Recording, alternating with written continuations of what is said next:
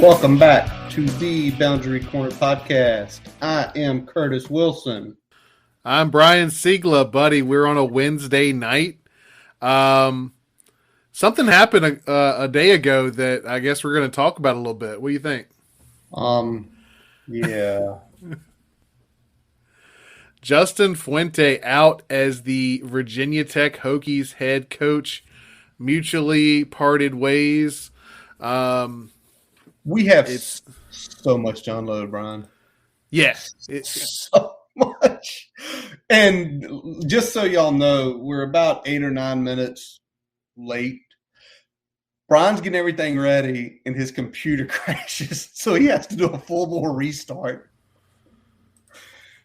Yeah, so it completely seized up. I couldn't get a mouse to connect. It was wild. So I was like, all right, let's try this again. Okay, we got time. We got this. We got a 10-minute buffer. We're going to get this in. But we have so much to unload. Then that happens.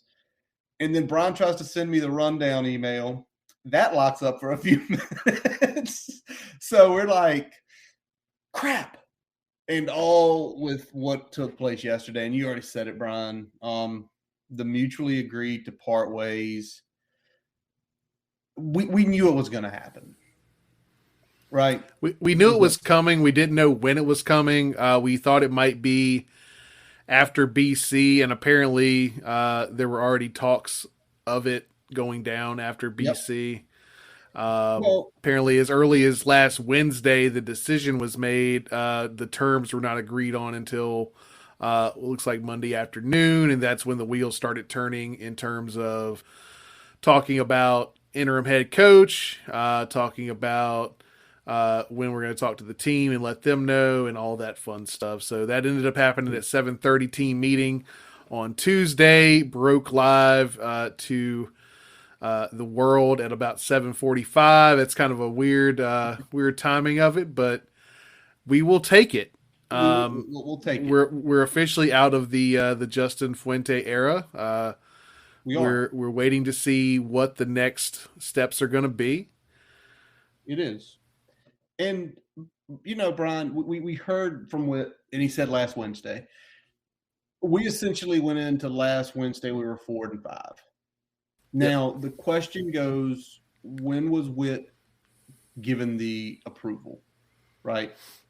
Was it the Monday? Was it a few weeks before? Essentially, what was the number? Was the number 8-4? Was the number 9-3? What was the number that if Justin Fuente had hit this year, he would have been retained?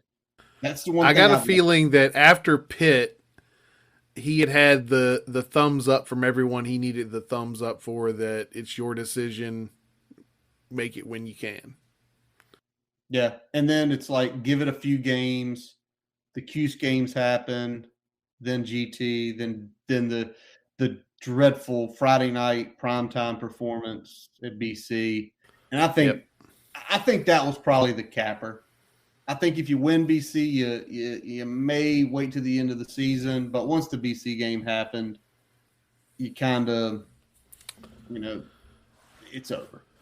And well, you've exhausted the avenue to get to a respectable 8-win season. Yep. I don't even think that was potentially enough to save his job. Just the way some of this other stuff went down, and some of the stuff that we're hearing coming out of various sources at this point. Lot of stuff to unpack. But at this point, we are, Justin Fuente is done here at Virginia Tech.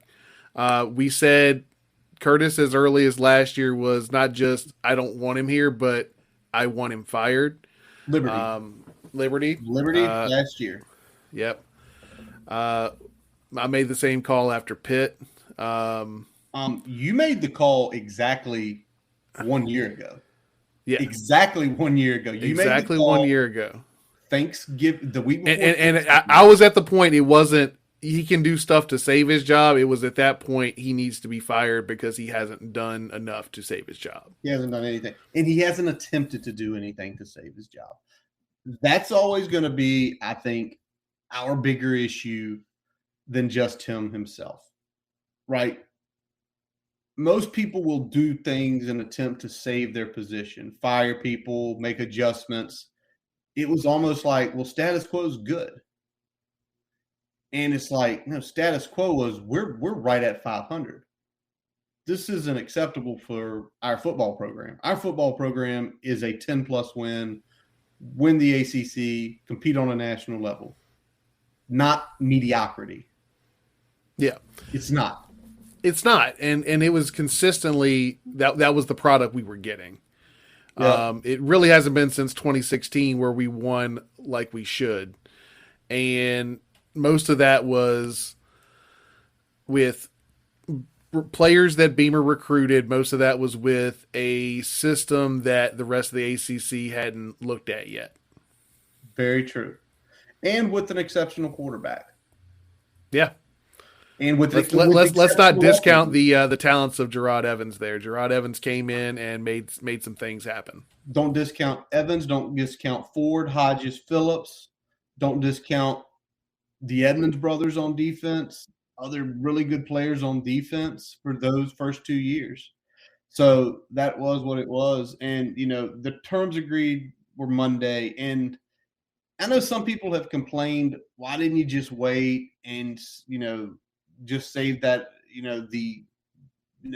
what's the few million? 1.25 million, which has been reported saved on the buyout, Brian. Me and you talked about this. In 3 years, 1.5 million, roughly $400,000. Yep. What's that? 5, 6, 7 positions of a recruiting staff or analysts you're bringing in? Or that pays for your $1 million. At least one of your coordinators. Exactly. It pays for it. That 1 year pays extra for a coordinator. So, to Witt's credit, getting in there and getting that buyout down, and to some ways, Justin Fuente's agent's credit, who knows it's over, to get your guy back out on the market as quickly as possible. I still, a lot, people are saying Fu quit on the team.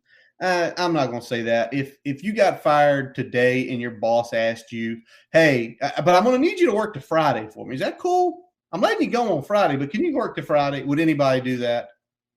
No. Nobody would do it. If it was mid-season, you might consider it just to kind of keep things maybe intact. Maybe. Ooh. But, I mean, this isn't an Ed Orgeron situation. Like, this is true. Bridges have been burnt to a point where they weren't going to be mended. No. You might as well go ahead and cut your losses. Exactly. And, you say Fuente quit. He definitely said, all right, if you don't want me, I'm done. If you say that's quitting on the team, that's fine. I don't necessarily disagree, but there are a lot of different ways to look at that angle of it. But it's also a point for him. The guy's going to get hired in the next month. Yeah. I mean, it's a business. He's looking out for himself, and I mean that is what it is, and we're looking out for ourselves by moving on now versus waiting until after UVA or even later until December 15th when it dropped down to 7.5. And you know what? It helps us even more get the footing and get the ball rolling. Yeah. For getting now we can make an announcement after UVA instead of waiting to get rid of the coach until after my full assumption, depending on what time that UVA game is, whoever our next coach is likely played that day. If they have played that day or they're playing during that day, it will be dropped. That would be ideal. I think that's what's going to happen. Yeah, I'm hoping a week from this Saturday we're talking about the way the UVA game shook out and who the next head coach is going to be. Who the next head coach is, speculating the staff, speculating who's staying. But let's do this. What was very clear, and I'm going to say this, Brian, and I said it back in December of last year. Whit Babcock wanted him gone last year. Something stopped Whit Babcock. Don't know who. Something or someone stopped him. Because if you compare that press conference to this press conference, night and day. Witt was clear. Witt was concise. Witt didn't look confused. He did not have a bunch of goofy statements in there, right? Witt last December was trying to sell the unsellable. That was the problem. And he was not even unsold himself. He wasn't sold on it himself. I mean, and it looked that way. His demeanor, I mean, he looked like a man that was up there almost like with a gun to his head. Pretty much. He did not want to be there. No. And this Witt looked like he looked confident. He looked like, all right, we made this decision. Here's what's happening. Here's what's going to happen next. Disclose to whatever degree he could what those next steps were going to look like. And, took a good number of questions, answered some of them, didn't answer some others, which I get. I mean, you're not going to be able to answer everything in this type of situation. So, but I mean, he made it clear the two things that he thought were lacking the most in this regime: consistency and identity. And that absolutely hit the nail on the head. I'll say another thing. He took ownership for that press conference last year. Yes, he did. He did take ownership during it. He still stood by the decision he made at the time, but he said, I did not do a good job of communicating that decision. And there was a bunch of missteps in how he backed that up, and he took ownership of that. So you got to respect that. But again, consistency and identity, and those are the things we've been talking about a lot on here, right? Yep. Particularly consistency. Obviously, the identity is kind of, people see identity as different things, and it's hard to really define it, right? You kind of just know it when you see it. It's true. The consistency part was easy, right? You just look starting at 2018 through this year. It was a win, loss, win, loss, win, loss. We're right at one game over 500 again. And we talked about it last week with the lose a big game and then go out and have a performance that looks as good as anything you've done in that season. It's so inconsistent. And the thing you want to know as a head coach and you want to be as a head coach and you want to have as an athletic director, you want to have a coach that can get the predictable outcomes taken care of, right? And we talked about it before the start of the season. We thought 6 games on our schedule should be more or less predictable outcomes. Yes. And one of those has already fallen. The Syracuse game, correct? Yep. One of those has already fallen. UVA is still on the table. Now, UVA definitely is a better team than we anticipated. And Syracuse is at least better than what they were predicted to be. But it's the whole identity. The identity crisis also at times where, especially on the offensive side of the ball, the defense have had their ups and downs, but the offensive side of the ball, how many times, Brian, have we said certain times in the game looks night and day? First drive of, I can't remember, with the Notre Dame game where we ran some hooks, we ran some under center stuff when we got inside the 10, score a touchdown. The next drive, same situation, doing something completely different. Yep. And it's going to go to something we're going to talk about a little later on. But, I think whoever comes in here, regardless who it is, and me and Brian are digging, and believe it or not, y'all wait till Sunday, the back half of the episode, Sunday after the recap.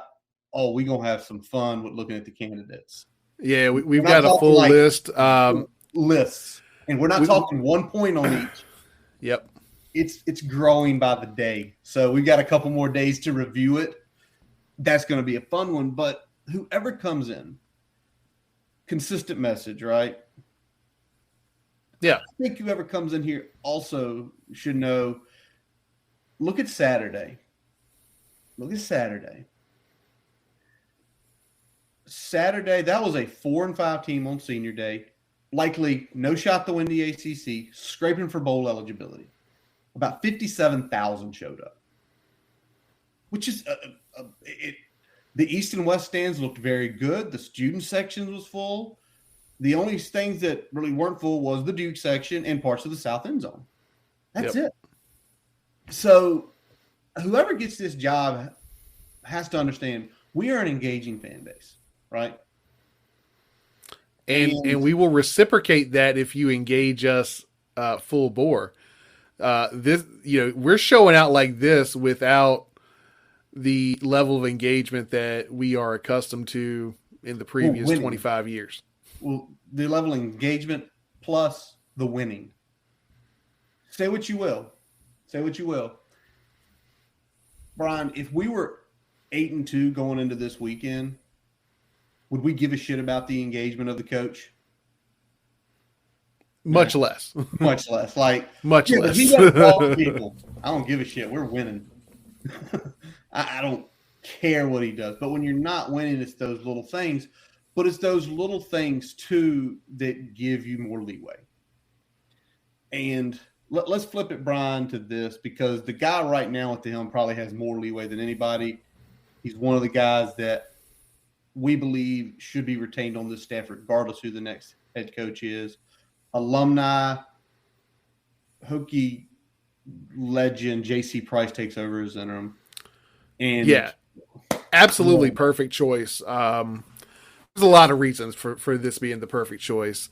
Number one, the way he carries himself, his demeanor. He commands a room. He commands respect. Obviously, Virginia Tech grad, Virginia Tech former football player. Not only former football player, but elite level football player. Legend. Yeah. Got drafted. Part of the Sugar Bowl team. Yep. Part of Big East titles.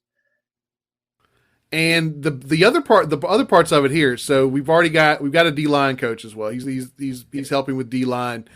Still got D-line coach. So you take him off that, you're not losing a full position coach. True. Respected for his coaching and his recruiting, both by players and by the staff. Yep. It also lets the other coordinators focus on their area of the ball, one of which I'm not sure that we really give a shit about, but we're going to get to that very soon. And they talked about we're going to see him tomorrow. He apparently on Tuesday was setting up calls with the recruiting class, trying to get those either done yesterday or today. Yeah. So obviously, hopefully all those have happened at this point. I haven't seen any big rumblings or anything yet, other than kind of a question face from, I think, Purnell thrown out there. Yeah. I think some of the recruits are probably getting some calls from other schools at this point, which is to be expected. As soon as the coach is gone, everybody else that was in that top 3, top 5 is on the horn, man. So, and you got probably a couple others that, some players didn't pan out. All of a sudden, a guy that was really firm is now, potentially loose. Let me try to sneak in there last minute. I think Michigan. I think was it Michigan has offered. Was it Malachi or Lamar Law? I think it was Lamar Law. Was it Lamar Law? They've already offered him. Yeah. So okay, that's fine. It's an expectation. Anybody sitting out here who said, "Hey, are you going to lose the whole class?" No, you're not. Could you lose pieces? Yeah. But this is also an important part. And obviously the top end is going to be the biggest targets because they're going to be the most desirable pieces in the bunch. Well, hold on. Lamar's not a top end guy. Lamar's actually on the bottom half rating wise. Now, not too many guys 6'5", 300 pounds that have his athleticism. Lamar Law is definitely undervalued in this class. We talked about it when he committed. Yes, we did. So that's to be expected. But let's go back to JC a little bit here. Yeah. Talk about the perfect fit, because he really is the perfect fit, and it gives him an opportunity to really experience what it's like to lead the team that he cares so much about. So I think it matters more to him too. It does, and I think that makes it just as special, right? It does. It does matter more to him, because regardless what happens the rest of his career, he always gets to hold for hopefully 3 games. I'm hoping it's 3 games. For 3 games, I got to head coach my alma mater. What I'm also hoping it does, if he can rally the troops, like potentially I believe he can, and they come out good the next 2 weeks, I think J.C. Price is easily retained. I think he's going to get a DL stickle. He's going to be the DL coach. I think he's going to be an AHC. because that's exactly what happened when Fuente came in. Bud had never been an associate or assistant head coach in his life. He got that label. Why? Because, like you've already mentioned about JC, the locker room respects him both sides of the ball. He's respected in the coaching community. He's respected amongst the administrators. He's respected among the alumni. If you're a coach walking in, whoever it may be, you just shake his hand and say, welcome to the team. Say nothing else and figure out, is he my AHC? Because is he going to be the guy where I've got to learn personalities? I've got to learn the shape of this locker room. He's going to be the guy I need to talk to. I need him on my right hand. Yeah, JC knows the lay of the land. He commands, like we said, he commands respect. He's a coach's coach. He's a player's player. Yep. And I think that respect carries over. And I think that you're going to see him be at the top of the list, like you said, of guys that could be retained in the staff. I think you put Ryan Smith right up there with him. Yeah. As the two. And I know we've said that on previous episodes, but we're going to reiterate it. Those are of the coaches currently on this staff in terms of probability of them being retained and in terms of what they've done while they've been here. Those two have shown up, shown out, and just based on the positions they coach, there's a likelihood that there would be a place for them on the staff. The only third one that could potentially is Shabest, because we found out his letter goes past June of next year, where the rest of the coaching staff doesn't. And he's one of the more well-respected special teams coaches in the country before he went to Foo, since he's been here. I mean, he's definitely he's a Foo guy, but he's not a Foo disciple. Like, he's not. His wagon has not been hitched to Foo for his career. So I think that gives him a little bit less of a connection to the staff versus some of the other guys that are on this staff, especially the offensive guys. Definitely the offensive guys.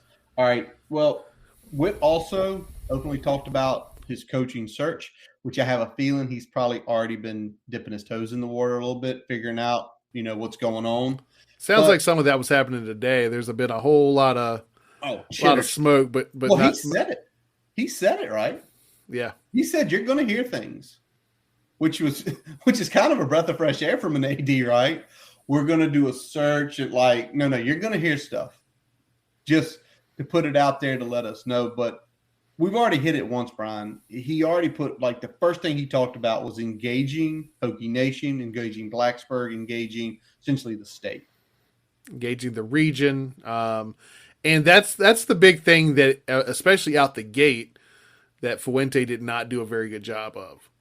I think so. When Fuente came in here, there was respect for their traditions, but there wasn't a respect for the operations, how the program was run, how the program was operated. Well, not so much. Well, I'm gonna take that back. I think he respected what was operated on the field and in Blacksburg. Okay. I don't think he understood how things were operated in Virginia, in the Carolinas, in the Mid-Atlantic region. I don't think he had a feel for that. I think he respected the hell out of what Frank did here in Blacksburg. I don't think he understood the nuances. Well, I think he respected what Frank did. I don't think he understood how his actions specifically would fit into that. Yes. Does that make sense? That's a good way to put it, yeah.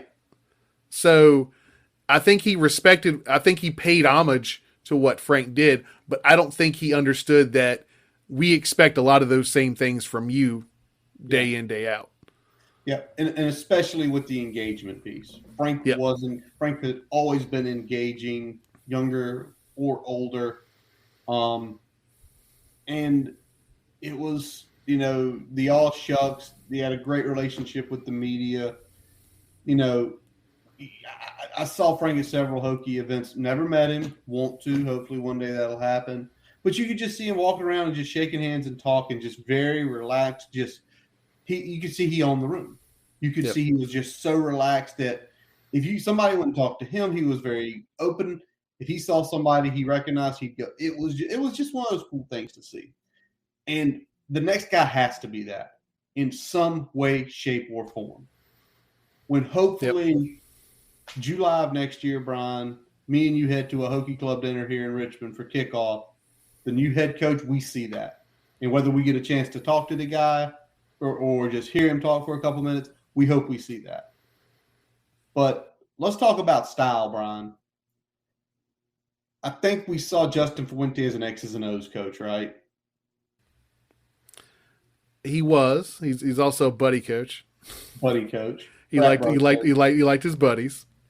But But yeah, he was more of a focus on the process and the X's and O's, and not so much on evaluating everything from a top down approach, which is a CEO style, which is specifically what Witt mentioned, and that's a style that we've talked about is what most Power 5 schools need to operate under. Yep.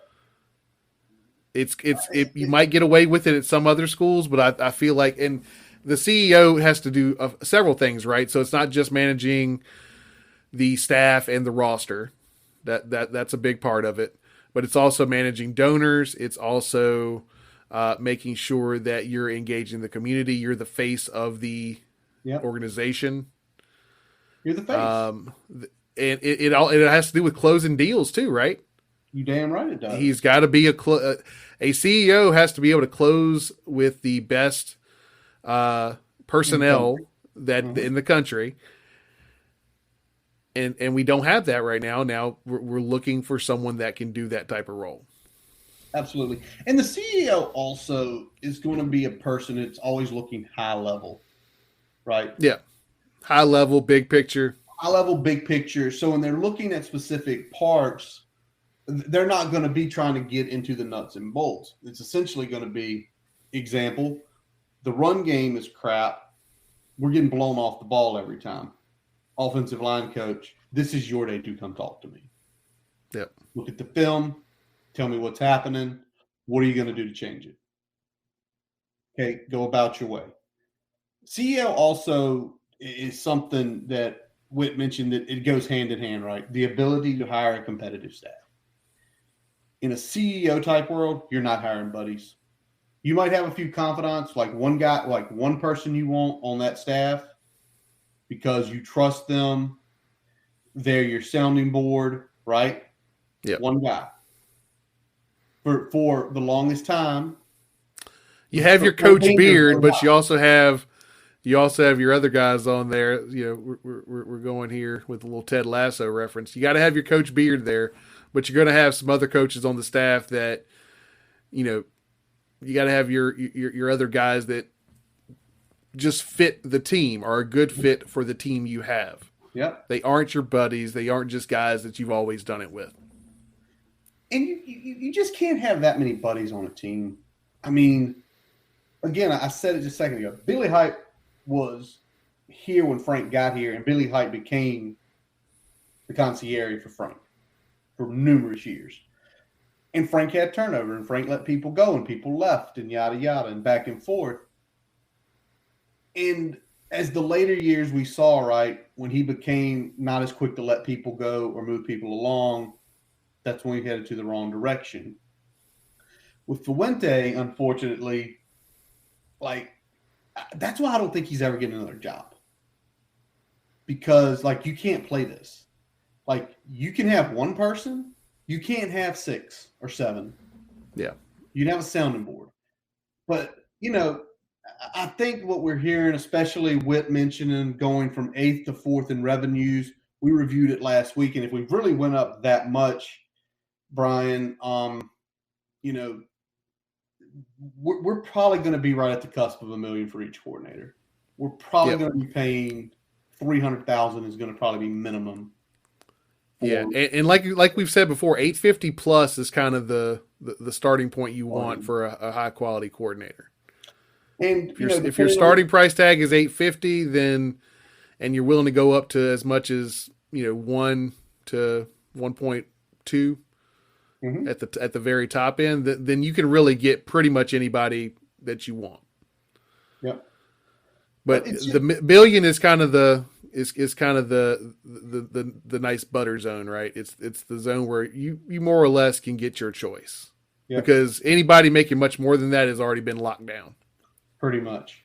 No, the one other thing that I think Witt hopefully will learn from this, 10-year is I think Witt needs to know if you see something you feel like is not performing, you need to go put the screws to the coach.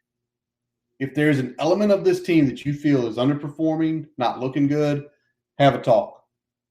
And I think you'll see that. I think over the next 5 years, if there's a specific unit underperforming for more than two, I think we're going to see turnover. I don't think we're going to see. We'll just try to get there. No, it's no longer about trying to get there. It's trying to get back where we were, because the way college football is shaping up, where we were is a chance to win national titles again. Yep. Where we were. And where I say where we were is, which is being a top 15 team, the way everything's looking for collegiate football, if you're a top 15 team, you have chances to win national titles again. And that's what we want. Yep. You at least have the chance to play some games to get there. Damn right. All right, buddy. Whew. So what time was it did you text me this afternoon and you were like, holy crap, did you see the bleep on corn? And it was about, 2:30, 3 o'clock? Yeah, I think a little after 3, because I had to run a few errands after I got off work. And I was like, no, I didn't. But then I read it, and you got the article up, right? Let's start with a few quotes. Shout out Mike Nozolik. Hell of a work. First of all, we're not ignoring the other pieces of the article, but a lot of the other pieces people knew about, right? Yeah. We either knew about or it was heavily speculated. It was more of a, you might have a differing opinion of how things went down, but it was common knowledge that this is what it was. The closest thing that was coming to this was Gerard Evans on Don talking about there were some plays where it was, I had one read. If it was not open, I ran. That was the play. Yep. Okay. That was just like scratching the surface. I mean, it pretty much took what Gerard said and like blew it up big picture. And I'll just read it straight from the horse's mouth here. Again, credit Mike Nozolik, Roanoke Times. You've got, okay, this is a quote from a source here. You've got to let your quarterback be your quarterback. There wasn't autonomy to read the defense on a run option. He would tell the quarterback whether he should hand it off or run. You can't manage every piece of it. It goes on to say Cornelsen would also dictate where his quarterbacks needed to throw on passing plays before the snap, and this is the bitch of it, criticize them for passing elsewhere even if the intended target was covered. A source ran through multiple instances for the Roanoke Times of when Burmeister was ripped this fall for making a positive play only because the ball went to a different receiver than Cornelsen wanted. It's frustrating because there's tremendous football team there, a source said. And this got me lit. Oh, I know it got you lit. Well, this got me lit. How many times the first 4 weeks of the season, Brian, did you say, I don't think there's a read in this? I think it's a damn handoff when it should be a read. That ends crashing. Braxton's got 40 down the sideline. You were hot about that crap. Yeah, we talked about it. We said like almost 90 to 100% of the time it was either design keep or design give. And most of the time in the early season, it was design give. Yes, it was. And we also talked about in the passing game, Braxton keying on one receiver a lot, whole lot. BC. Yeah. In the play to Tavion, when Caleb Smith is running that 10-yard in and he's wide open. Yeah, there was a bunch of instances that we've talked about, and we've talked about it we talked about it at the end of last year, even some with Hendon, but we saw it a lot more this year in terms of the run game. And yeah, okay, so I'll say this: you're going to have plays where after the check with me, you're going to say we're giving it 100%, but there's reasons for that, right? So if I get a base look and I see too high safety, yeah, I'm probably going to give it to the running back because there's probably going to be space in between the tackles for him to make a big run. Right? Yeah, That makes sense, right? makes sense. All right. Yeah. So that's when something like that makes sense, and you're going to have a check for that, and you might have a check if you've seen the defensive end crashing down every damn time you hand the ball off. Hey, we're keeping it this time. There's going to be instances like that. What there isn't is taking the entire read element out of those plays. 100%. Stock and barrel. Well, can I say it? Can I say what it sounds like to me? You've got a mini Napoleon up in the booth who wants to dictate and have control over absolutely everything. And micromanaging the quarterback. And I said it earlier. It was damned if you do, damned if you don't. Because we talk about Hendon last year and you talk about Braxton this year. And I think the difference is that Hendon was willing to go off script. Yeah. And I think that ultimately got him in the doghouse, which is a damn shame because it's just a kid making a play. But in this situation, you're damned if you do, you're damned if you don't. If you're getting ripped by Cornelson, if you throw a ball where he wants it and that guy's covered and then it ends up in a turnover, if you throw it to the guy that's open, Cornelson is ripping you. If you throw it and it ends up in a turnover or a bad play, then Foo's ripping your ass. So you're getting your ass ripped either way. You might as well go out there and make the right play. And that's probably what Hooker did most of the time. But can I ask this, though?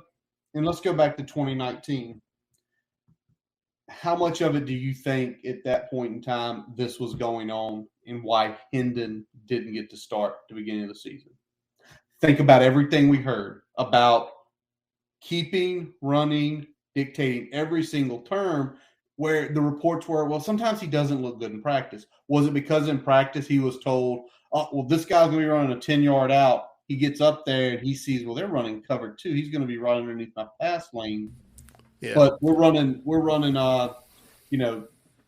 Dalton's coming up and running a 10-yard hitch. I can squeeze it right between these two linebackers. I can throw a pick over here. And maybe that's what Brad didn't like. Told you throw it over here. Throw it to this guy. What this says to me, and you made a tweet earlier about a high school somewhere in the Midwest. This sounds exactly what like a high school offensive coordinator would do. No, it sounds worse. Middle school? I've coached high school. Coaches at high school give players with a lot less ability way more responsibility in these types of offenses. It's sad. It is sad. You can't micromanage that much. Mm-mm.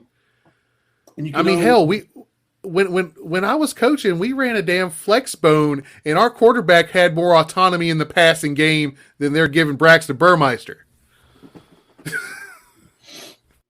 and now you Braxton's been getting ripped left and right? Yep. And now you sit here and say, shit, maybe Braxton is not as, in the pass game, maybe he's not as bad as we thought. Or he's thinking so damn much because he's got someone micromanaging his game. Gets under center, sees they're going to run a zero blitz. Well, the worst corner's on my second best receiver. Why am I going to Trey, who's getting pressed? They're playing off on Tay, and he's running a slant. Why do you want to throw to Trey? Why does he want to throw to the wrong guy? Yeah, Braxton's arm is going to always be Braxton's arm, but everything else, that goes back to Cornelson either directly or indirectly. Either he's not doing a good job of teaching his quarterback, or he's making his quarterback play so tight that he's not getting it done. Probably both. All right, Brian. Well, let's move on. We're going to get off the subject tonight. Maybe in the future, next few months here, we'll talk a little bit more about the Justin Fuente era and other things. I'm sure things will be coming out and we'll be discussing, but might have some things for y'all in the future you definitely want to tune into. But let's talk about a couple good things, Brian. After this monster day on Saturday, Raheem Blackshear gets ACC running back of the week. Well-deserved. Yep. It finally happened, ladies and gentlemen. Raheem had a big day. I was happy. I was big happy. I've been on this kid's I've been on his name for 2 years now. I knew he had this type of game in him. I'm glad to see it coming to fruition. Hopefully, we'll see some more of that these last 2 weeks, where he finishes out strong here. Yep. But Hopefully next great couple job. games. I mean, great performance in the running game. Good job in the passing game. He really put all of his abilities together in one game, and I think that's really the thing that he's been missing. Is he's had a game or two where he hit 80 yards rushing, but didn't. It was all focused on the run. He didn't get a lot of touches in the passing game. He's Nope. had big games where he caught the ball but didn't really get a lot of look in the running game or wasn't effective. He was effective in both parts of that game this week, and that was big for him. Exactly. So good on him. Regardless what happens, I know he did the senior day ceremony. Yep. Um, and obviously we're seeing a little more and more guys we know are going to be gone now. We start seeing guys that are accepting Senior Bowl invites, so we know Leviticus what's up Amari there. Trey stinks, but it is what it is. We'll discuss more on them at later dates as we get closer. Hey, try to watch those games. Hopefully those guys have great weeks. Yeah. All right, Brian. Did you watch some Hokies hoops since last Friday? I did. Impressive win over Navy. Yeah. Went up to Annapolis and just kind of dominated that game from the opening tip. Yeah, start to finish, and they really shut down their best shooter. They did. And had a pretty good shooting night themselves. Couple flashy plays, and then we had the Radford win, which first half was a slog offensively. They still played very well defensively, but was kind of a slog on the offensive end. But picked it up a lot in the second half. Finished strong, good win. They had the Storm Murphy to Justin Mutt's nutmeg alley-oop. The nutmeg alley-oop. Sports Center, wasn't that the one play of the night? Top play, man. Also with that game though, because of how the slog was in the first half, you just said it, how they played defense. I think that tells a lot about Mike Young and about the team overall, that this team believes that if they don't have the best night shooting or best start shooting, play hard defense, keep us in the game. Yep. Statistically, the shots will fall. Don't let a loss on the offensive end beat you on the defensive end. The Hokies are 3-0 and ranked 26th in the country. I'm trying to figure that out, especially with quite a few teams losing. And we're at that time of year where it's a lot of out of conference stuff. So the next game is going to be tomorrow. I think it's tomorrow night. Let me get it up here. Yep, tomorrow night, 8:00 against St. Francis of Pennsylvania. And then let's take a look here. Oh, the next was that's Memphis. That's the big one. Oh, there's three, because there's Merrimack Sunday. Got Yep. a buddy going to go up to that game, 4:00 tip. And then Wednesday night, as we press record for Hate Week Part 2, the Memphis game tip. So that will probably be firmly right here for me to watch. And I'm sure it'll be right there for you to watch. Yep. So, and then it's Maryland after that. So really, you kind of have two easy ones with a couple back-to-back hard ones in the same week, basically a week apart. So definitely exciting times. Yeah, we'll know a whole lot about this team, I think, by Thursday morning next week, because that Memphis game is going to be a big measuring stick in terms of where they are right now, right? Oh, absolutely. And obviously playing Nolly, right? Yep. All righty. All right, before we get into Hate Week Part 1 with Know the Enemy in Miami, we are going to take a quick pause for a message from our digital partners.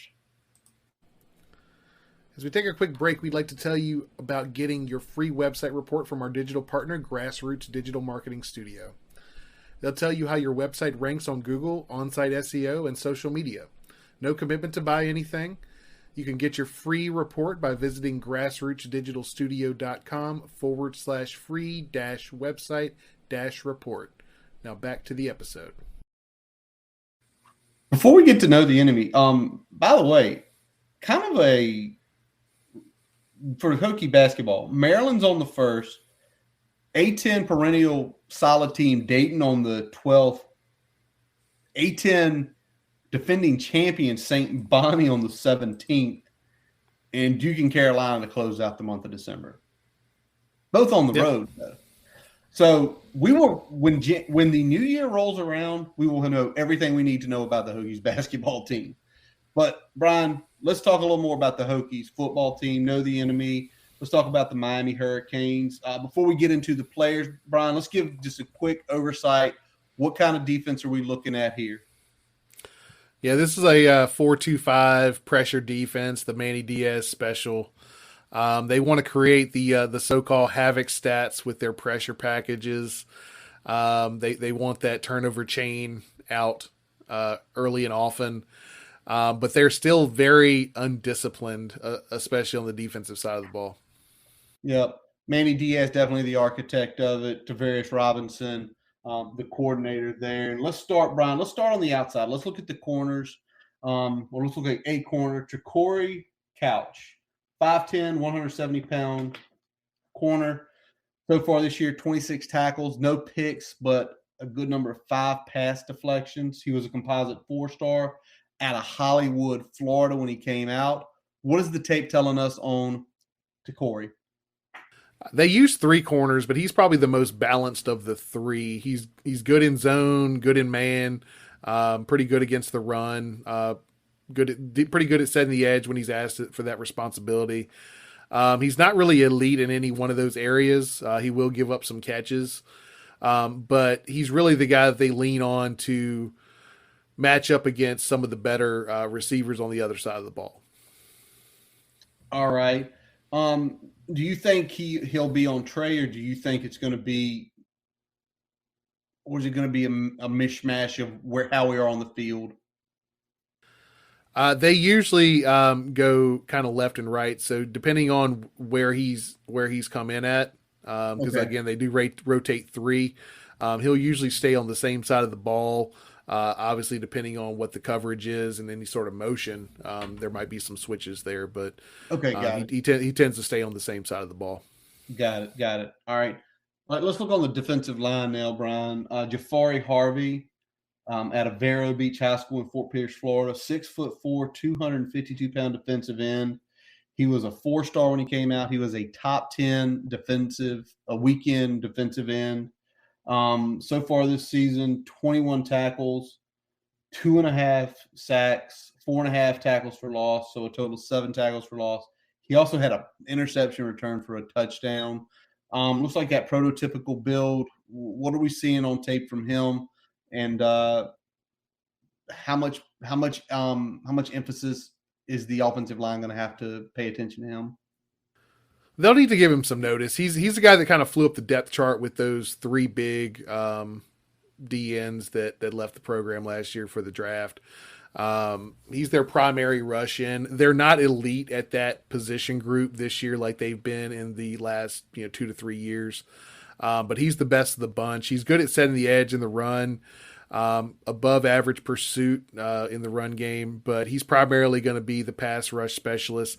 He's not out there, again, getting a bunch of sacks like Phillips or Roche were last year, or Rousseau as well, the year before.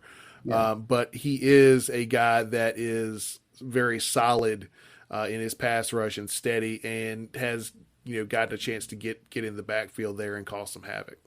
I got you. Now, Brian, are we going to see him on Luke Tenuta's side or Parker Clement's side, Silas Danzy's side, or is he a mixed bag? Kind of a mixed bag, but more or less he's going to stay on the right-hand side of the defense. All right, so he's going to be going against Luke then. So we know some of Luke's issues. Does he have that in his tool bag, or is it in his tool bag? It's just not an effective tool. Like I said, it's above average. I mean, he's got a good speed rush. He's got a couple moves. Again, nothing is elite. Nothing jumps off the tape. Like you're not looking at a Jalen Phillips or like a Quincy Roche or anybody like that. I mean, he's probably a step below where Roche was at this point last year. Okay, good to know. Good to know. Again, the more you know out there. All right, Brian. Well, let's take a look at another guy in the secondary.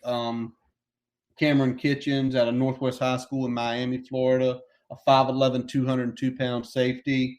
He is a true freshman starting, a 3-star, 34 tackles, only one for loss, 4 pass deflections, and a forced fumble. And obviously, he's got really big shoes to fill in his position. Yeah, he's been the primary starter at free safety since Bubba Bolden went down a few weeks back. He's done a pretty good job. He was getting some reps before that. He's not quite as a versatile player as Bubba was. He's not asked to do quite as much. Because of the way Bubba played, they could really do a lot with their secondary, with their coverages and mixing things up. They're not able to do quite as much as that. He is more of a prototypical free safety than Bubba, whereas Bubba more than likely is going to be playing some sort of strong safety or hybrid at the NFL level.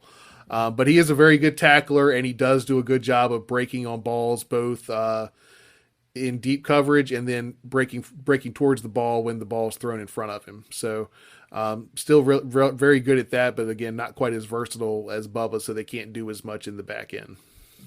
So I'm guessing probably where you saw Bolden move up, down, round, occasionally cover a guy, whatever he is going to probably dictate a lot of what coverage they're running for that specific play. They're doing a lot less of man at the line with him. It's Okay. either he's going to be deep guy, he's going to be dropping into the box in some sort of inverted cover two. There's a couple things they do with him, but they don't play him at the line of scrimmage like they would Bubba on occasion. Okay, makes sense. All right. Well, let's look at one other guy before we get into a little bit more stats here. Corey Flagg Jr. Excuse me. The 5'11", 230-pound linebacker. Kind of steady season going so far. 45 tackles, 3 sacks, 2 additional tackles for loss, so 5 total. A pick. A Houston, Texas native out of North Shore High School. Was just a mid 3-star when he came out. And believe it or not, is one of Bo Davidson's drops. He did have an offer from VT. Yeah, this is their Mike linebacker, and he does a good job. He's a good athlete. He runs pretty well sideline to sideline. Where he excels, though, and we talked about those pressure packages, those Manny Diaz pressure packages, he is very good when blitzing, whether it's delay blitz, whether it's just firing the A gap. He comes in there really fast and hard, is able to get to the quarterback several times. Puts pressure on the quarterback to get rid of the ball before he's ready, have to scramble early in the down. So he does a lot really well with that, but he can get influence into mistakes. He will occasionally get out of his gap. He will occasionally lose leverage when he's got some sort of outside contained responsibility.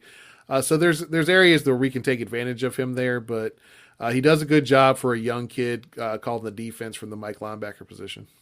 All right. Real quick question. I don't know if you noticed it on tape. 7 Steed.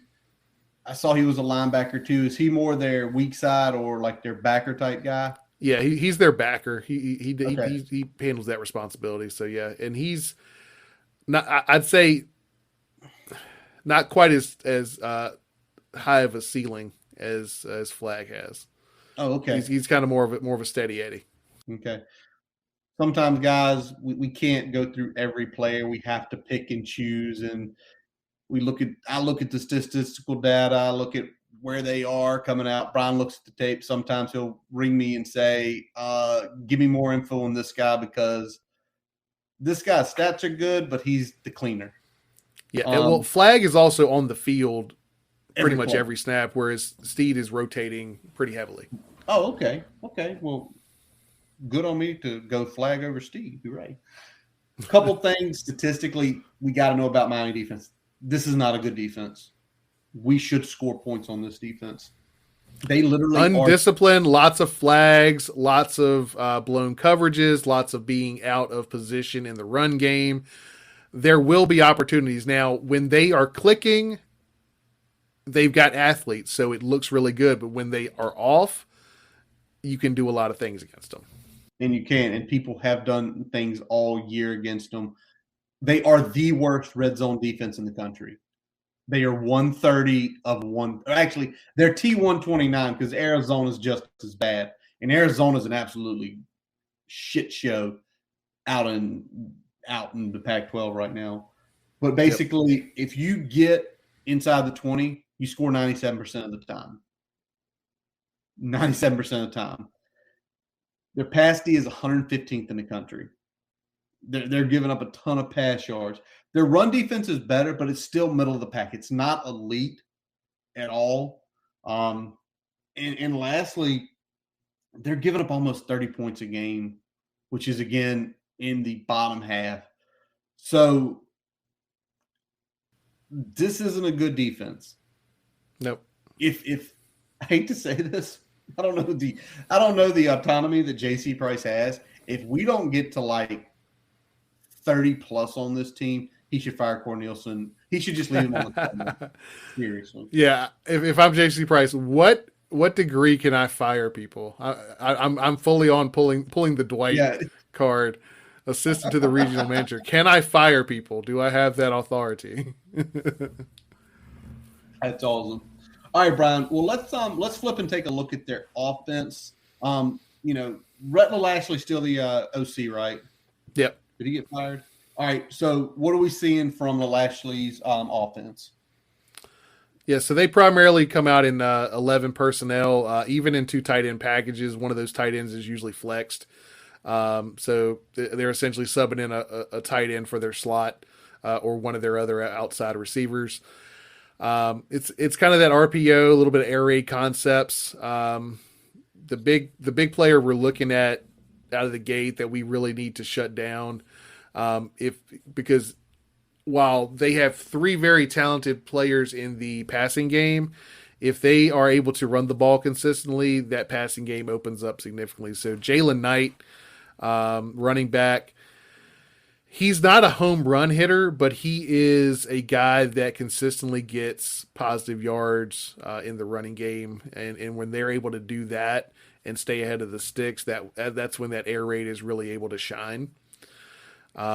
Like I said, more of a grinded out type back, and he'll be used in the screen game occasionally, but it's not his specialty. They'll swing it out to him and out of the backfield as well, but he's more or less kind of between the tackles. Will get outside, but he's a guy that's going to get them some good yardage on first and second down, set them up really good where they can let those skilled receivers make plays when they've got the whole field to work with. Yeah. Knighton took over for Cameron Harris. Yep. Cameron Harris obviously was having a really good season, almost averaging 6 yards a carry before he got banged up. But Knighton's no slouch. I mean, 5'10", 190. He was a top 150 4-star when he came out of Deerfield Beach, Florida.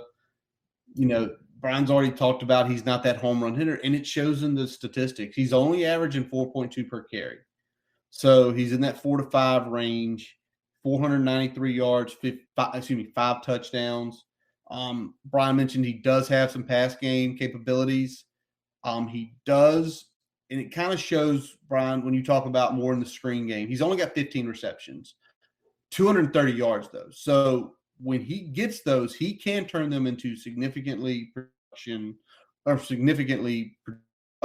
productful catches, 3 TDs there. So definitely a guy we've got to contain, because the 4 to 5 is, we always say 5. If it's 4 to 5, I think you highlighted it, Brian. He's getting 7, he's getting 8, he's getting 3. He's not getting 18, he's not getting 17. So really key there, because when you have a young quarterback, who we talk about next, Tyler Van Dyke, you've got to have some semblance of a running game. And Van Dyke, don't get me wrong, talented kid, composite 4-star, was the top player in Connecticut when he came out, 6'4", 224, good size, solid stats so far for his first year, 61% completion, 9.5 per attempt. I really like that number. 91, 93 yards, 19 touchdowns, 6 interceptions. The one thing I noticed did not have much rushing stats, Brian, is he got a little wiggle, or is he more of a statue back there? Not so much a statue, but their offense is designed to get the ball out of his hands quick. He will occasionally try to scramble to get some yards if something isn't there, but he is definitely trying to sling the ball down the field. Okay. And I mean, he's pretty accurate with the football, so that's the big thing we're going to start off with. He's got good accuracy. He doesn't have a super strong arm, but he can make all the throws that the offense requires of him. But the biggest thing that I noticed that he's very much a rhythm quarterback. So when he's hitting, he's very hard to stop. If you get him off his game, it can affect the next play. It can affect the easy throws, all of that. So I think that's the thing we need to think about as we're approaching him from a defense perspective is how can we keep him out of rhythm? What can we do to make him miss, and then that miss cause him to make a miss?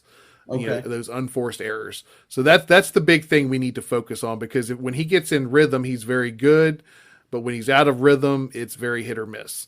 And he is prone to some underthrows if he can't step in. So getting pressure in his face is going to be important to hopefully make him make some mistakes with the football. And he will occasionally take some chances with the football. He takes some calculated risk with the football, so there will be opportunities to get an interception. He doesn't throw a ton, but he did have a couple big ones against FSU last week. All right. Well, let's flip over, Brian. Let's talk about the offensive line. Let's do a quick review of them. Um, just a couple things. You know, the team itself is 94th in rushing. Not really a good rushing team, even with the numbers Harris was pulling up earlier in the season. They're giving up sacks. Even what you talk about, what should probably worry Miami fans more than us and make us kind of open our eyes and guys get big. You're talking about this RPO quick throw air raid type offense. Usually that's done to prevent sacks, right? Right? Prevent Yep. sacks. They're 113th in the nation in sacks allowed. They've given up 30. They're averaging 3 a game, close to 200 yards, 183 yards given up in those sacks. What did you see on tape? Because the stats say they've got some struggles. Yeah, I mean, I'd say their pass pro is actually a little bit better than average, but because they run the RPO and because they were accustomed to quarterback like Derek King, that while he much preferred to throw the ball from the pocket, if things weren't there, he had the athletic ability to escape, get some first downs, at least avoid the sacks, things like that. So with Van Dyke back there, that's a different story. So they're giving up more sacks as a result of you don't have a guy that can kind of put a Band-Aid on some of those blemishes in the passing game now. They are below average in run blocking, and it shows on the tape. They do an okay job of getting a decent push where they can get some yardage, but they don't get to the second level very well. So a lot of these gains, we talked about it with the average per carry, they're not getting past the linebackers when they go up the middle. They're not getting past the guys controlling the spill area when it gets spilled outside. So, can I ask you a question? Yeah. Just looking at the tape that you looked at the last few days, is this limitation athletically, or is this just terrible technique? It's a little bit of both. I'd say more technique. I think we're talking about Miami, and this isn't a knock on necessarily Manny Diaz, but it really goes back several cycles. Just Miami overall being an undisciplined team on both sides of the football, and I don't know if it's just attention to detail or whatever it is, but they have ability, but they're not always consistent with it. They're not consistent with their technique. And this is part of what's going on with their offensive line is that they'll have those really good snaps, and then they'll have bad snaps. But as an offensive line, that's a bigger fucking issue because you got to have 5 guys working together. Makes sense, right? Yep. All right, Brian. One thing they do when they throw some of those bubble screens, they do full cut, like 5 guys cutting linemen's knees. So that's one thing to look for. It's going to frustrate the shit out of some defensive linemen. So hopefully we don't get any stupid personal fouls because of that shit, but it is what it is. But more than likely they'll return the favor on the personal foul side. So there's, it might be offsetting penalties. Penalties will offset, replay the down. All right, Brian, let's take a look quick at 3 targets for Van Dyke here. I want to start with the Oklahoma transfer, Charleston Rambo, who's a composite 4-star, top 30 wide receiver when he came out. He was at Oklahoma for 3 seasons. Had decent numbers, a little over 1,100 yards, 9 touchdowns. Obviously transferred out of there because they're always rolling in new wideouts. Really tearing it up this year, really showing out. 64 receptions, 954 yards, almost averaging 15 yards per receptions and 5 touchdowns. 6'1", 185. What did you see on tape from a really cool name? Yeah, he's got a cool name, right? Rambo. He does. It's kind of hard to beat that. Yeah, he is their best outside receiver. Yeah, best outside receiver. He's their primary deep threat. He's their primary big play weapon. If they need plays down the field, that's who they're targeting. He's got great hands and does a good job of high pointing the ball if it's thrown up in one-on-one situations. But he can be taken out of the game with some bracket coverage. We saw FSU employ that a lot, especially in the first half. They figured out how to kind of work around that in the second half last week, but they were able to kind of slow him down for the majority of the first half with that bracket coverage, keeping a safety over the top. So that might be something that we look at doing as well. But if we're not able to do that, he can throw some big plays on the board in the passing game. All right. You anticipate Waller on him? Yeah, as much as possible. All right. All right. Let's take a look next at Mike Harley, a 5'11", 182-pound wide receiver, 382 for the year yard-wise, 41 receptions, 4 touchdowns, a 4-star out of St. Thomas Aquinas, one of the big high schools down in the state of Florida. I'm just looking based on size. Is he the slot guy, or does he play some other positions too? He is the slot guy. Yes, sir. You are correct. They like him on quick slants, bubbles, digs, outs, shallow crossers, the usual suspects in that air raid. And they'll occasionally send him on deep like a seam or something like that, but they really like his underneath quickness. It gives them a good target to get the ball out of Van Dyke's hands quickly. So he's that guy that is either the primary route for Van Dyke or the primary check down in most of those route concepts. Well, you talked about them being a 2 tight end set. Is it just the way the formation's set up that he, regardless of whether they're in a 2 tight end set or not, he's in some sort of slot variation?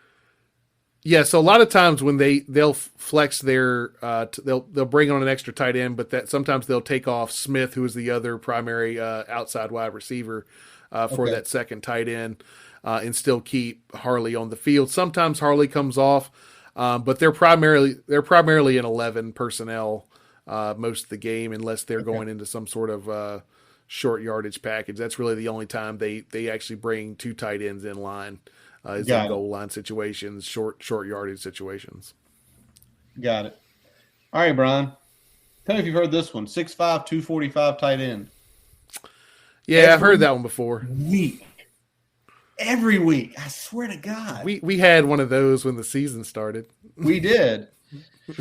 And looking like probably not coming back, which is going to be sad. But Will Mallory, 6'5", 245 tight end. Solid season so far, 24 receptions, 206 yards, 3 touchdowns, about 11.9 per reception from Jacksonville, Florida. Composite 4-star. His dad has some lineage here. Dad was an NFL player back in the day. What are we seeing from Mallory? Is he the guy flexing, or is he the guy staying in line most of the time? He will flex, but he also is the the number one inline guy as well. Usually okay. when they bring the other guy in, he's more of a true blocker, so they'll flex him out to be a little more versatile. But he's good with the stick movers, the slants, the ends, the hitches, the drags. But they will send him on some more unique routes, seams and wheels to stretch the field. He caught a big wheel route up the sideline against Florida State.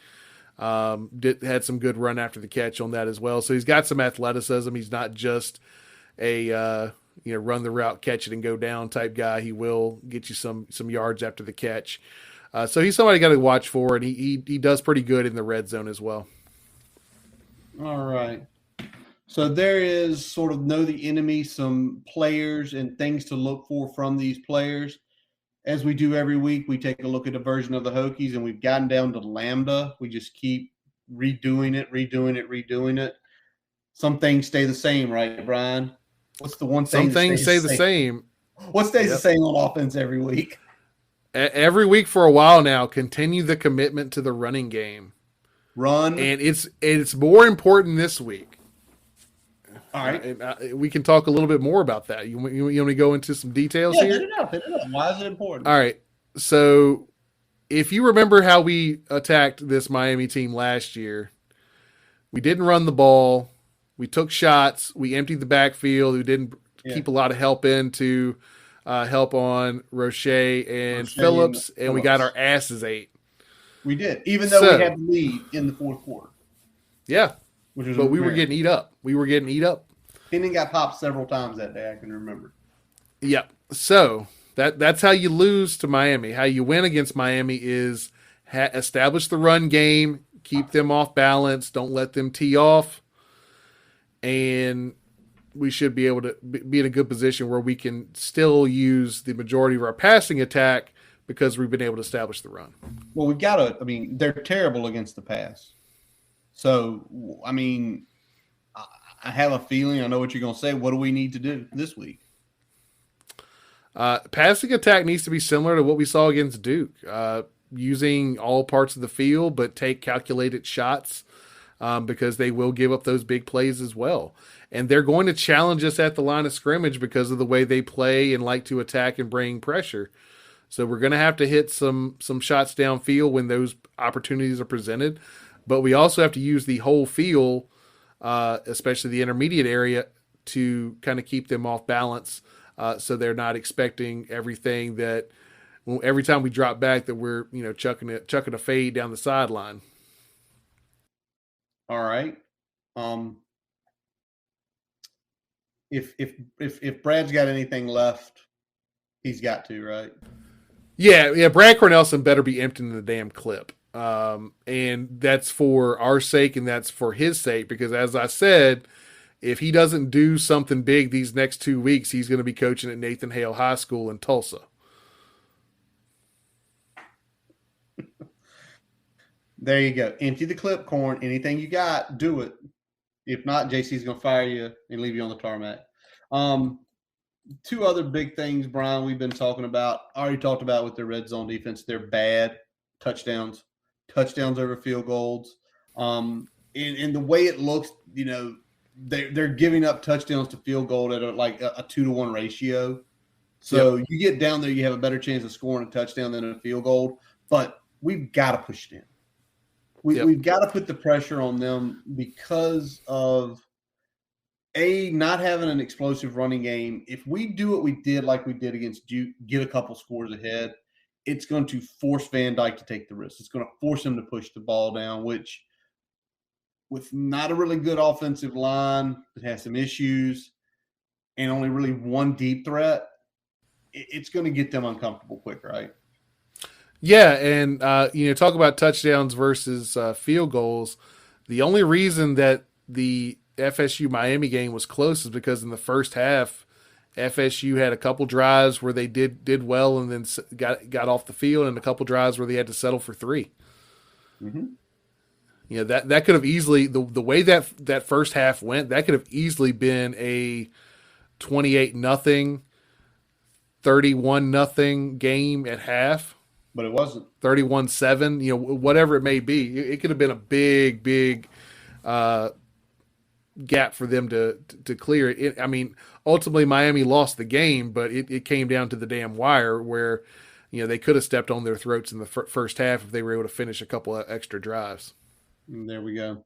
All right, last piece we've talked about, Brian, and now it's even after what was revealed today, even more important. Got to keep Braxton upright. We already know this. Yep. We don't have really the backups that can compete, even less so against, although they have their mislapses, but an athletic Miami defense against a backup quarterback just spells disaster.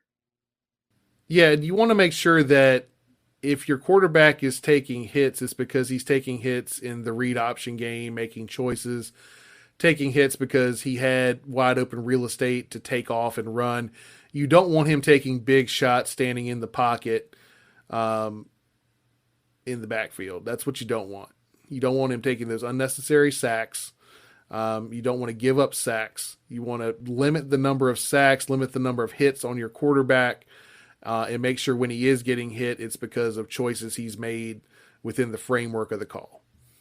All right. All right, let's flip over to defense, Brian. I know something you loved seeing last week was how the gap integrity, especially up in the front seven, stayed. Much better. It looked as good as it had looked since UNC. And even though they don't have the best run line, you essentially just told me like we can't slip. We can't give a team that doesn't do this well an opportunity to actually have some positives from this. Yeah, we want to keep them at or below their average, somewhere below that 4.5 range per carry. We want to make this as hard for them as possible. We want to make sure that they don't get chunk yardage or good yardage on first downs consistently. And that's what FSU was able to do early in that game. And I know FSU has a pretty elite defensive line. But I think we should be able to do something similar with our defensive line and linebacker combination there. So I'm hoping that we're able to come out there, maintain our gaps, make them earn every yard in the running game, and then force Van Dyke to have to go out there and make plays. Yep. And then you've kind of said this a couple times already, making plays and limiting the big plays, right? Force them to drive. Yeah, we can't get beat by those big plays to Rambo. I'd much rather see us give up a bad third down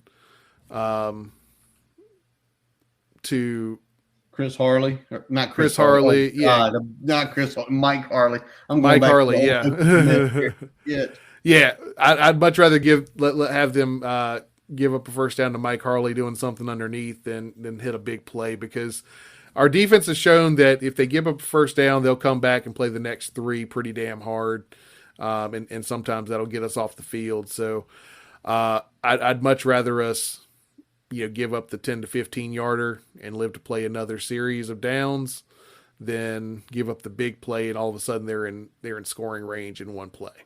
Yeah. The next thing we discussed was keeping Van Dyke behind the sticks. Obviously, with a younger quarterback, anything between, to me, what did I tell you earlier, Brian? 3rd and 5, 3rd and 6. That's where I want them at.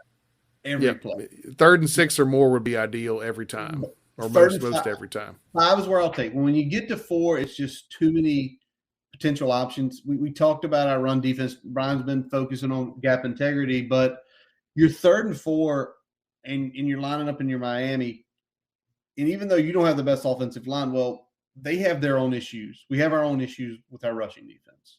We know that. 3rd and 4, listen, just take a shot.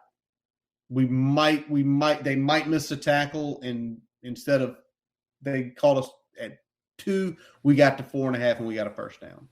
So keeping them behind the sticks, because they are just an average third down conversion team, only about 40%, about 63rd in the nation. They're literally right smack dab in the middle. So it's something that they don't excel at, but they aren't absolutely dreadful at.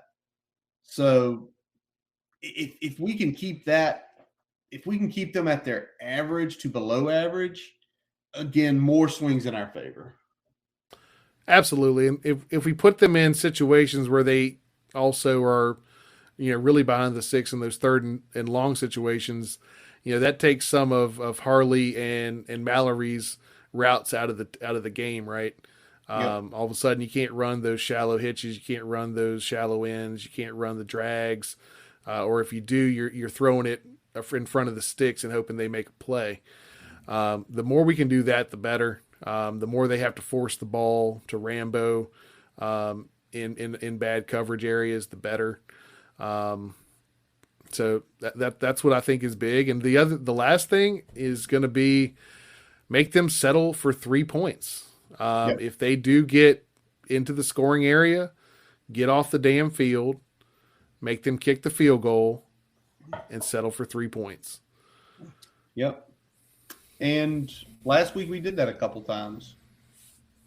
We got scored, on a couple times, but we also they kicked a field goal and they missed a field goal. Yep. So some improvements on the red zone defense, but we know it's a struggle. But getting down there, and again, it's holding, right?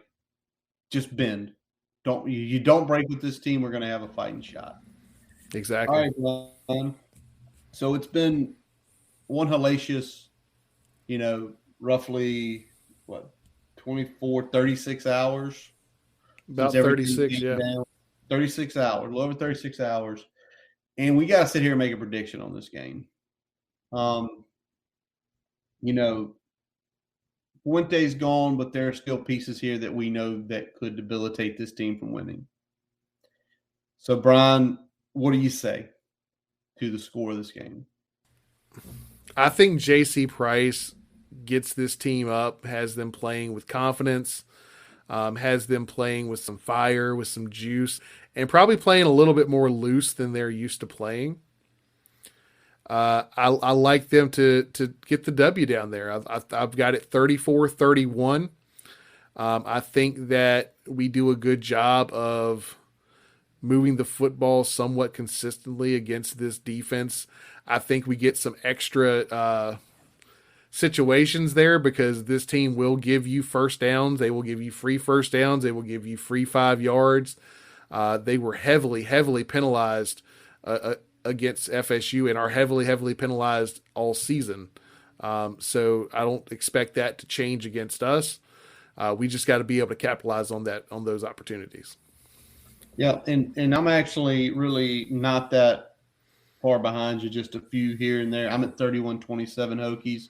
I think it goes back as I think we score more times in the red zone than they do. I think we push it in a couple more times where our defense holds because as you get closer, it takes the threat of Rambo away. And you talked about penalties, Brian. I think, let me see if I have it up here.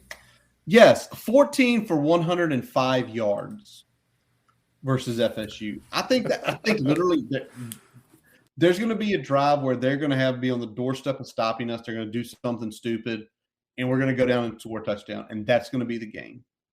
So we're both going Hokies this week. And to your point, JC is going to have his team up. And I think JC might be scaring the life out of a few people if they start doing dumb things. And you know what I'm talking about. All right, Brian, let's flip it over now. Saturday pick'ems. Brian, 59-52-1. I'm 64-44-1. We're going to start with the ACC. Duke, Louisville. Louisville laying 20, Brian. That 20 is a big number. But after seeing Duke live, and then even though Louisville just had the game of their life against Syracuse, I can't see the Duke defense slowing down Syracuse. They didn't slow us down. They haven't slowed anybody down all year. 42, actually go higher. 49-20, Louisville wins. Yeah, I'm actually right there with you. I think Louisville's just got too much offense. This is just a bad matchup for Duke. This is a worse matchup for them, in my opinion, than it was us. So Yes. I'll go Louisville here. All right. Next game, Brian, the real big one. Down in Death Valley, the number 10 Wake Forest Demon Deacons travel down to Clemson. Clemson is a 4.5-point favorite. What do you say on this game? I'm taking Wake because this is coming down to a field goal either way. So I'm going to go Wake here. I'm actually going to take Wake outright, but I think it's going to come down to a last drive field goal that's going to win it for one team or the other. Yep. I think this comes down to Wake's defense. And I think Wake's defense is going to stop Clemson a few times. The Clemson defense is going to stop Wake a few times as well. But at least you feel with the Wake defense, they make adjustments. They try different things. They're going to try something. And the Clemson offense has just looked bad. Maybe a field goal, but if I like Wake outright too, so if I'm getting points with it, give me that. All right, Brian, I'm still trying to figure out this line right here. Florida State, BC. Somehow, some way, BC is only favored by 2 points. You made the point earlier. FSU should have had the doors blown off of them last weekend, right? Against Miami. Well, FSU was about to blow the doors off Miami, and then they got back in. Okay. I misunderstood that. I did not watch all that game. I watched the end and saw our pick go down in flames, but that is the first half. The first half, Florida State should have been up, like I said, 28-31-7. All right. Like Miami just kept shooting themselves in the foot the whole first half. Got it. Well, regardless here or there, I think BC's a better coach team. I think BC with Jerkovich slowly getting back is going to continue to be better. And only laying 2 points against FSU, I think they win easily by 7 or 10. Give me BC. Not so fast, buddy. FSU is going to win this one outright. All right. I think they are trending in the right direction. I don't think that they are a good football team yet, but they are playing better football. And I think they are able to do just enough to scrape out a win against BC. So I'll take FSU. All right, so they'll be going into the game versus Florida, trying to get bowl eligibility, which if Florida wins this weekend and Florida is playing Missouri, who's pretty much probably the worst team in the SEC, wouldn't that be nice? Or if Florida loses to Missouri, the battle is for Florida State, who can become bowl eligible. Who saw that coming? Well, I'd say Florida fans didn't see that coming. Florida State probably did, but All right, Brian, next one. Georgia Tech, Notre Dame. Notre Dame lands 17.5. Yes, you get to pick this one first. Yep, and I'm taking the Irish. I'm taking the Irish all the way. I still don't trust Georgia Tech. They fucked me a lot, but I still do not trust them.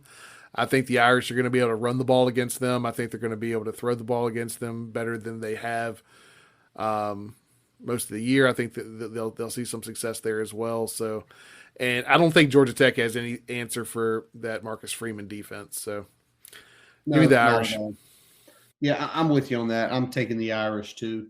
And it's Georgia Tech's dreadful offensively. Notre Dame looks like the last few weeks they finally kind of found exactly what they want to do offensively. They could have probably beat UVA by 14-21 more, but they just kind of, it's like the boxing match where the guy knocks the other guy down the first 5 rounds. Knocks him down once. The guy and it's just like, I'm just going to jab you. We just jab. I think they'll turn on a little bit more against Georgia Tech. They know now they are clearly in the playoff picture if Cincy drops. So I'm with you on the Irish. All right, Brian. We discussed taking this one off the board. So I'm going to say this. If Brennan Armstrong plays, this gets pulled off the board for both of us. Pitt, UVA, Pitt laying 14.5. If Brennan Armstrong doesn't play, Pitt is going to beat them by 40 points because Narduzzi's a jerk. If he plays, Pitt might cover this, but it probably would be. It would make me. I would have to do a lot more research and a lot more digging. But no Brennan Armstrong. I'm taking Pitt, laying 14.5 points. Yeah, if no Brennan Armstrong, I'm taking Pitt as well. If he plays, I'll take UVA. And if you want to, we can throw the Marshall UNCC game on here just as a buffer game in case that one gets thrown out. Okay, yeah, let's do it. Put it up there. Let me find the line real quick. You put it on the rundown. Marshall. Why are we doing Marshall UNCC? Will Healy, Charles Huff. Two guys we have been looking at significantly. Let me get this up here to my betting site. I want to say it was 14 and a half as well. 15. Marshall is a road favorite laying 15. Brian, give me let's see one thing. Give me Marshall. Give me Marshall. All right. I'm going to take Marshall as well. Okay. Huss my dude. Huss my dude.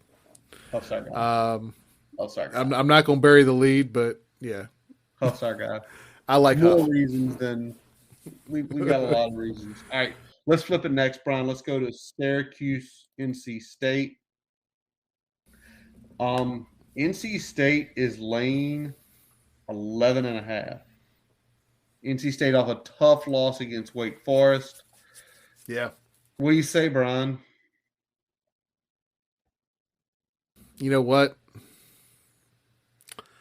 I think Sean Tucker is going to be pleased with his performance, but disappointed in the outcome. So I think that's enough for me to go Cuse. They're going to lose, but they'll keep it close. I think they lose. I don't think they keep it close. Best defense they've seen all year. They just played one of the worst defenses, and they couldn't get anything going. The biggest thing about this game is location. I forgot where it is. It's at NC State. Yeah, I'm gonna lay it. I think NC State wins this game by 14 points. All right. Okay. Let's take a look at three very crucial games through the playoffs, Brian. Let's go a little Pac-12. It will not be Pac-12 after dark. It's actually going to be a 7:30 kick. Oregon is going Pac-12 prime time East Coast. There you go. Oregon going into Utah Rice Eccles. Utah ranked 24th. Utah the 3-point favorite. I've got to take Oregon. As hard as it is to play down at Rice Eccles, oh man, I've just had an epiphany, Brian. What you got? Think 2 years ago.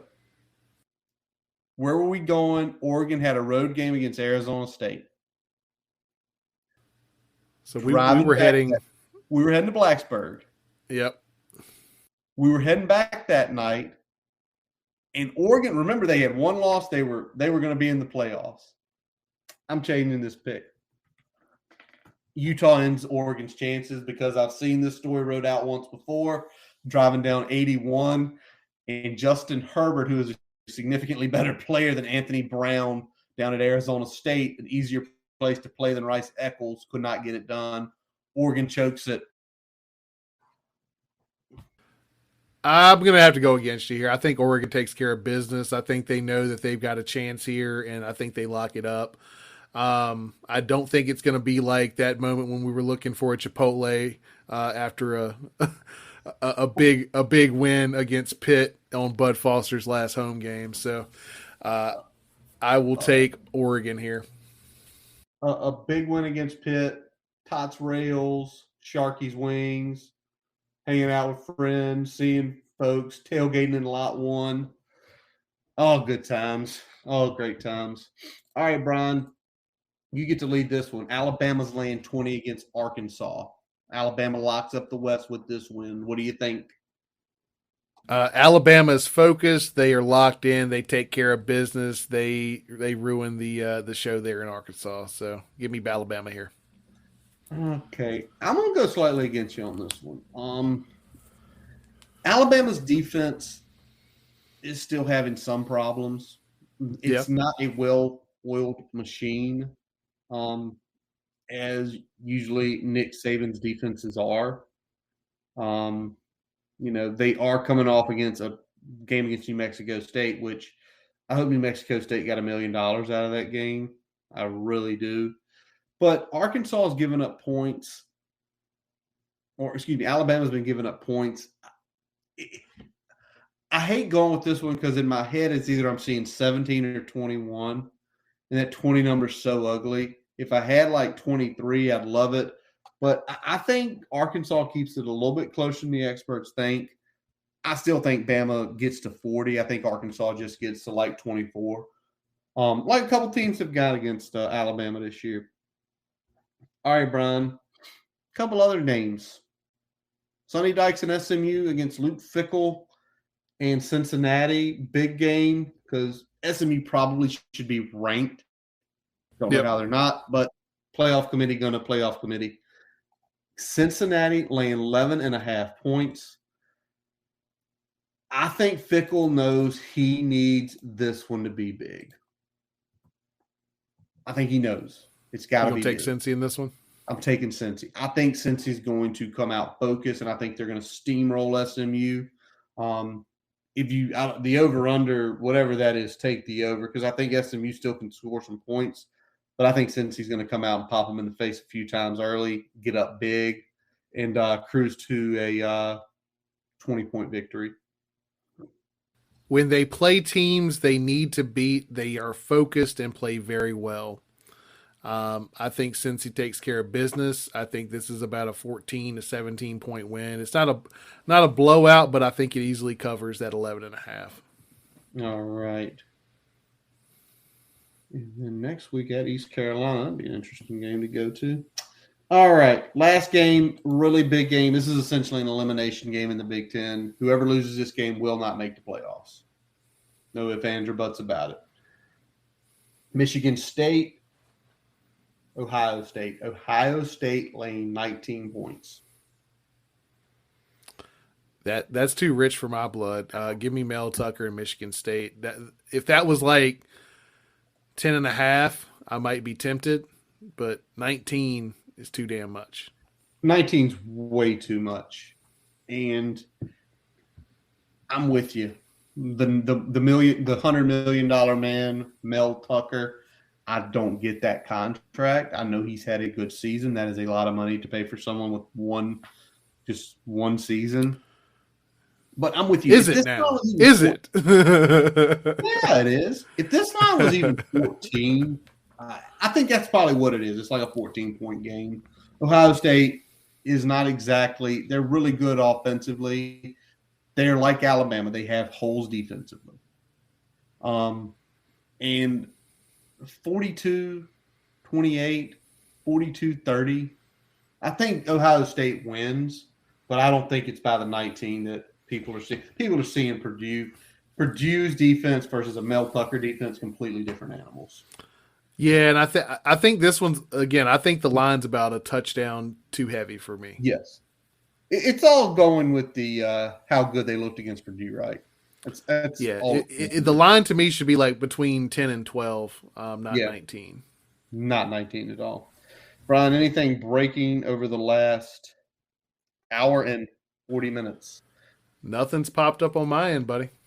All right. Hour and 40 minutes doesn't shock me. We spent a few extra minutes talking about obvious things. Again, Justin Fuente fired or mutually agreed to part ways. Hokies are in the search.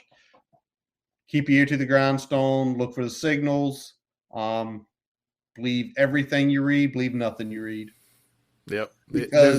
There's going to be a lot of smoke, and some of it's going to be smoke signals, and some of it's going to have some fire attached to it. Abso-freaking-lutely. So that is going to wrap up this episode of the Boundary Corner Podcast. I am Curtis Wilson. I'm Brian Siegler. Visit our website, boundarycornervt.com, to listen to all of our episodes. And while you're there, don't forget to follow us on Twitter, Facebook, Instagram. Subscribe to our YouTube account and your favorite podcast source, including Spotify, Amazon, and Apple Music. Jason Long plays us out every week. Check him out on Spotify and Apple Music. We thank you for listening. And as always, let's go. Hokies.